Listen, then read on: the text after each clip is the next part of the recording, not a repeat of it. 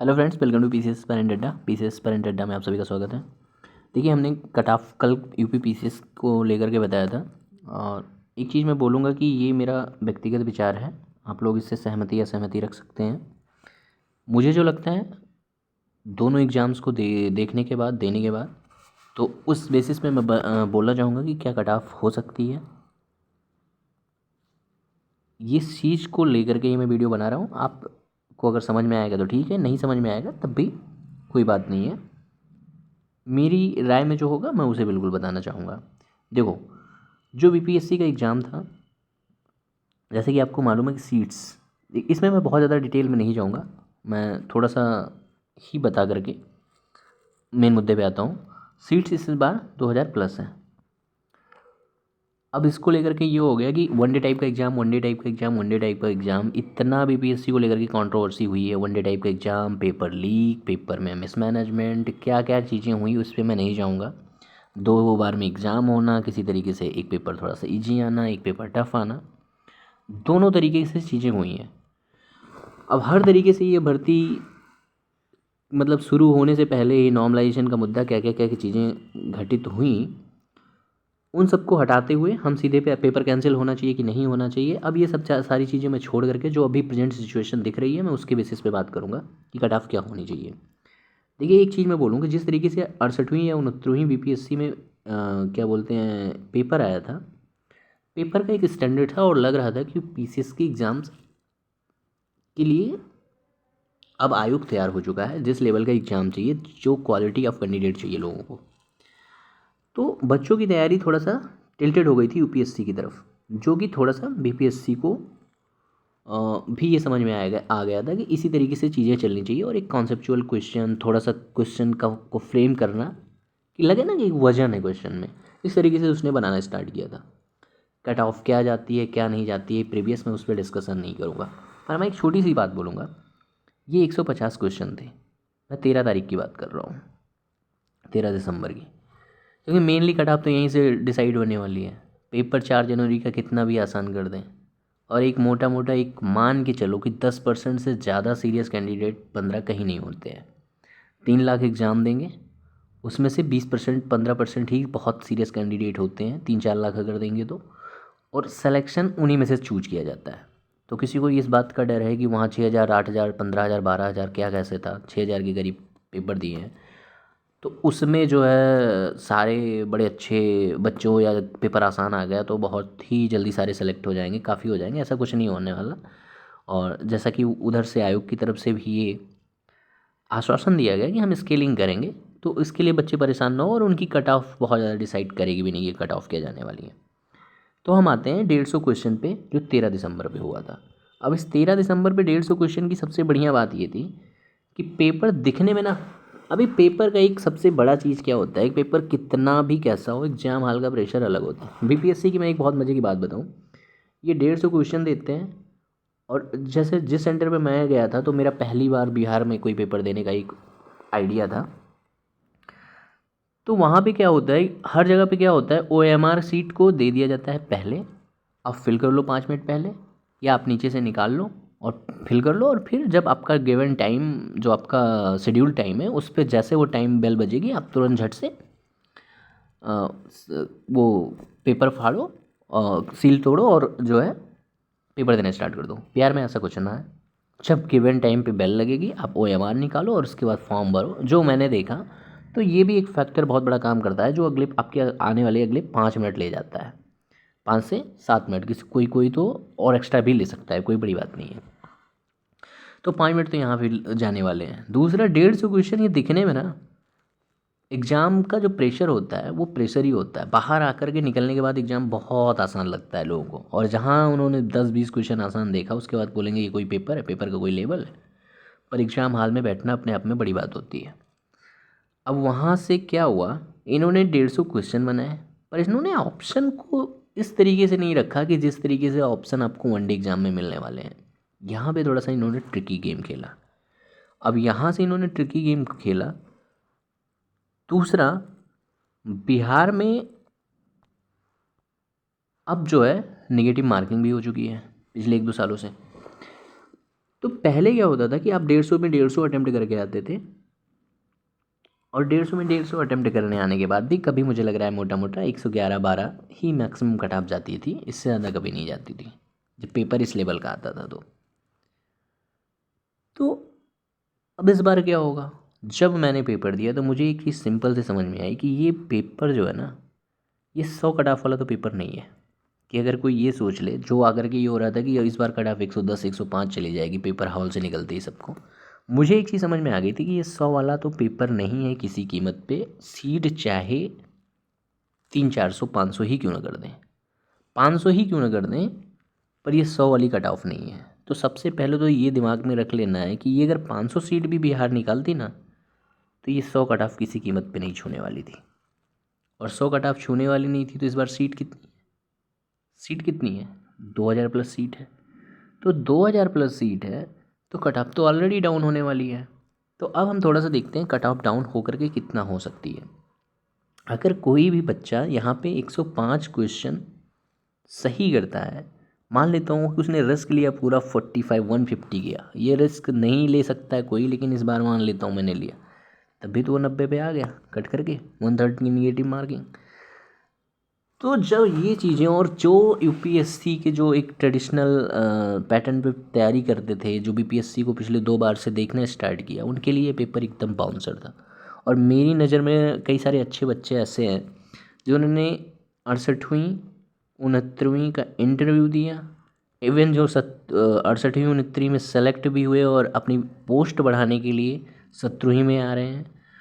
कई लोग ऐसे हुए कि जिनके यहाँ तक इंटरव्यू दे करके आ रहे हैं, या कोई सेलेक्ट होकर के आ रहा है, किसी ने मेंस दे रखा है, वो इस बार बाउंसर में गिर गए।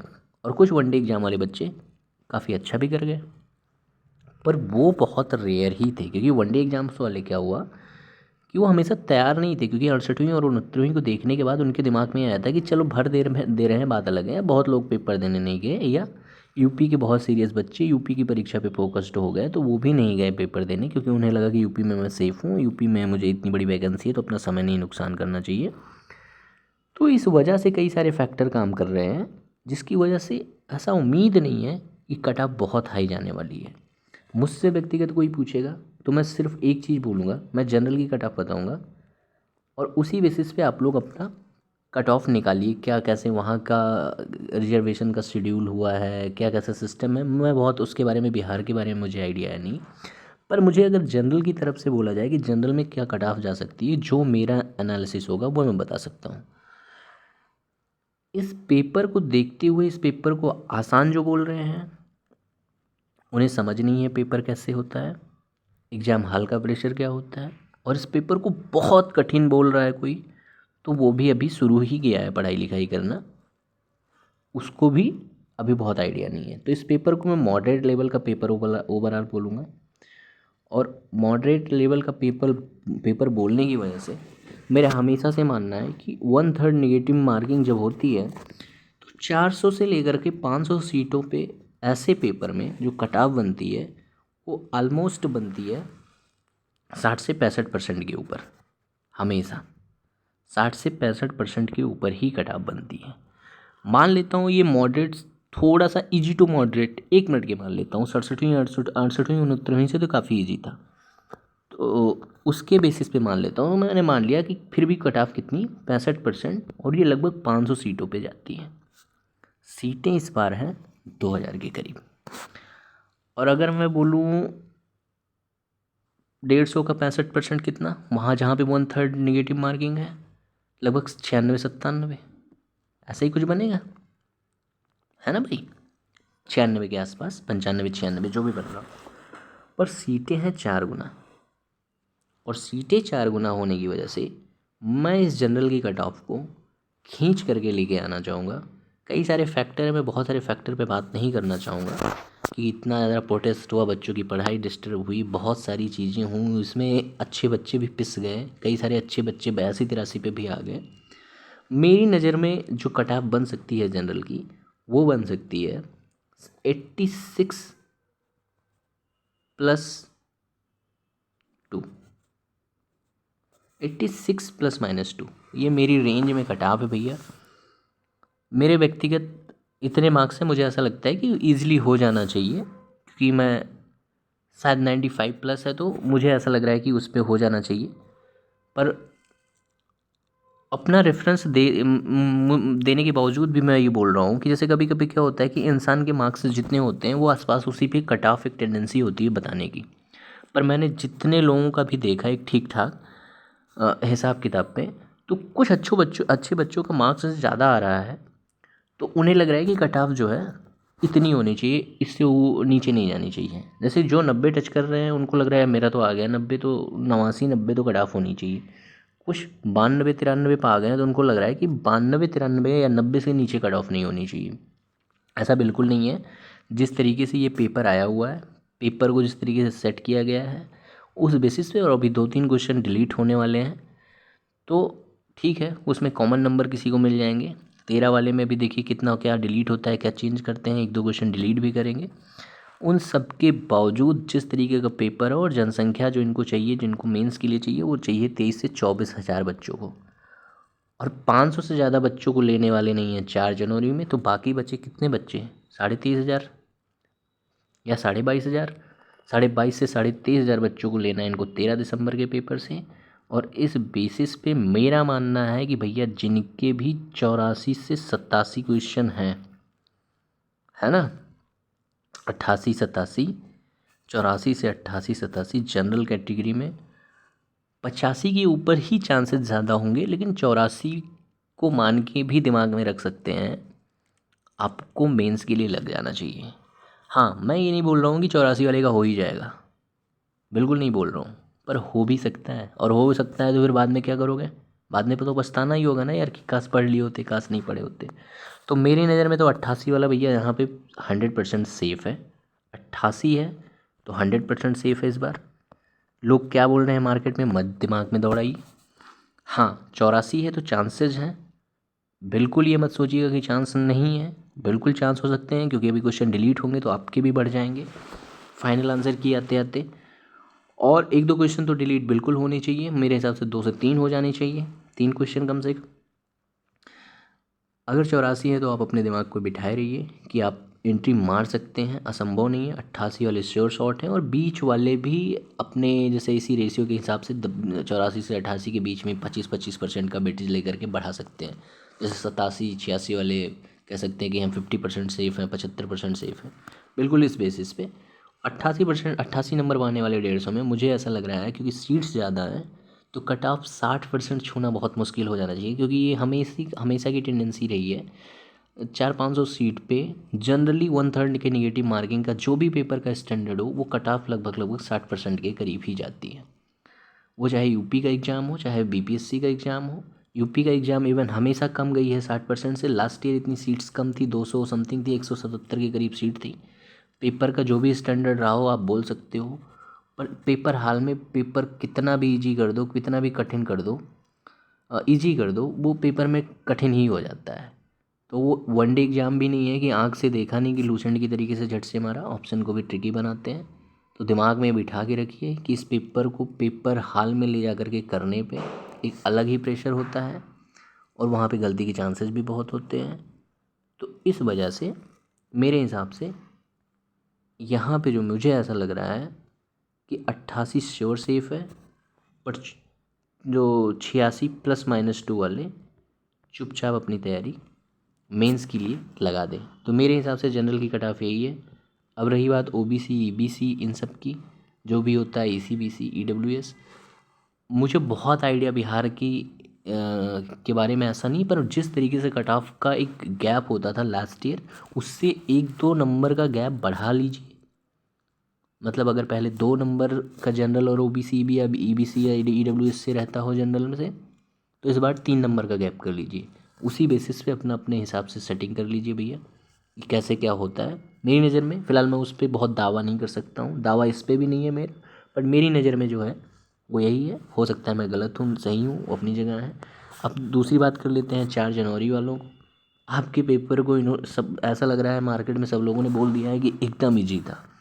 बाहर से आकर के आप देख करके कम तुलनात्मक रूप से 13 दिसंबर से ईजी बोल सकते हैं, पर ये पेपर इतना भी ईजी नहीं था जितना मार्केट में इसको लेकर के हवा बना दिया गया। बहुत ईजी था, बहुत ईजी था, सब लोग 100+ ही जाएंगे। कुछ लोग 100+ गए होंगे, सारे लोग 100+ यहाँ भी नहीं जाने वाले हैं।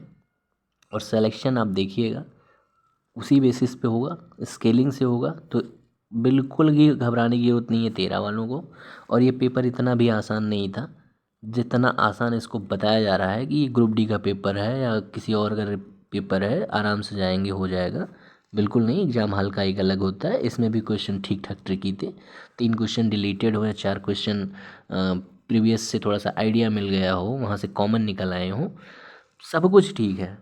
पर अपने आप में 100 छोना इस पेपर में भी बड़ी बात थी।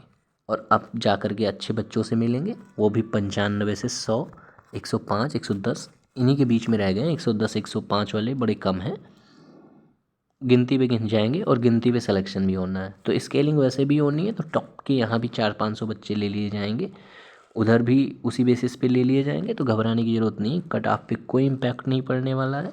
मेरा व्यक्तिगत तौर पे मानना है जिनके 88 हैं वो 13 दिसंबर को श्योर सेफ हैं। और ये इस 4 वाले का एक सैम्पल साइज़ बहुत बड़ा नहीं दिखता है। तो यहाँ के शुरू के जो 400-500 बच्चे होंगे वो थोड़ा सा दुविधा में ज़्यादा होंगे, उनका तनाव इस समय ज़्यादा बड़ा है। सोचे तो एक तरीके से, क्योंकि वो 100 करके भी ये सोच रहे होंगे कि पता नहीं हम सेफ़ हैं कि नहीं सेफ़ हैं। क्योंकि मार्केट में इतना हवा बना दिया गया है कि पेपर बहुत ईजी, इतना भी नहीं था। 100 आ रहे हैं तो आप 100% सेफ़ हैं, इसके बारे में तो बिल्कुल नहीं सोचना है कि हम सेफ़ नहीं हैं। लेकिन हाँ, मैं बोलूँगा कि मेंस की तैयारी आप सभी लोग करते रहिए। अगर जिनका भी 93 या 94 क्वेश्चन से ऊपर है 4 जनवरी वालों में, मेंस की चुपचाप तैयारी करिए भैया, बिल्कुल मत सोचिए इधर उधर। मुझे लग रहा है कि आपका भी होना चाहिए आराम से। तो ये मेरी तरफ से रही बीपीएससी की कटाव। बाकी आपकी क्या राय है, अपनी राय दे सकते हैं, सहमति व्यक्त करें, ज़रूरी नहीं है मैं बहुत ही कच्चा हूँ, हो सकता है कटाव बताने में, ये भी संभावना है। मैं इस चीज़ का दावा नहीं करता, पर मेरी नज़र में जो था वो मैं वो बिल्कुल बता रहा हूँ।